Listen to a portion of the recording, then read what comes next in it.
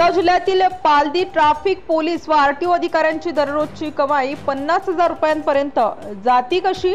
अधिक माहिती अशी की पालदी धरणगाव चोपडा एरंडोल या रस्त्याकडे सकाळपासून तर रात्रीपर्यंत लाखो वाहन जात असतात। आरटीओ अधिकाऱ्यांना जिथे भेटला तिथे कायद्याचा बडगा दाखवून कायद्याची दमदाटी करून संबंधित अधिकाऱ्यांकडे दंडाची रक्कम मोठी असल्यामुळे शेवटी 5,000, 7,000, 10,000 रुपये देऊन सुटका करावी लागतील। नाहीतर पैसे दिले तर त्याच्या विरुद्ध ऑनलाईन तक्रार दाखल करून त्याला आरटीओ कार्यालयात बोलून तो दंड 20,000, 30,000 पर्यंत ठोकला जातो।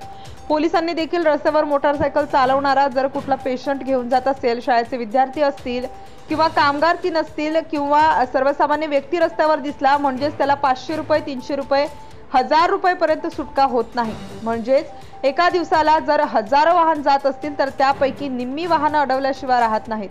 म्हणजेच प्रत्येक आरटीओ अधिकाऱ्याची एका दिवसाची कमाई याचा विचार न केलेला बरा। म्हणजेच जिल्हाधिकाऱ्यांपेक्षाही, पालकमंत्र्यांपेक्षाही, पोलीस अधीक्षक यांच्यापेक्षाही डबलचा रोज कमावणारे म्हणजेच रस्त्यावर वाहन आढळून तपासणी करणारे आरटीओ आणि पोलीस यांच्यावर स्थानिक प्रशासन व पालकमंत्री, आमदार यांचे देखील दुर्लक्ष झाल्याचे दिसत आहे। फक्त जळगाव जिल्ह्यामध्ये एकच आमदार असा आहे, चाळीसगाव मंगेश चव्हाण यांनी यांचा भांडाफोड केला। त्यानंतर आजपर्यंत जळगाव जिल्ह्यामध्ये असा एकही आमदार जन्माला आलेला नाही किंवा मंत्री जन्माला आलेला नाही जो यांचा 2 नंबरचा धंदा, लुटमारीचा धंदा बंद करेल। यामुळे वाहनधारक, मालक, सर्वसामान्य जनता त्रस्त, रस्त्यावरचे अधिकारी मात्र मस्त।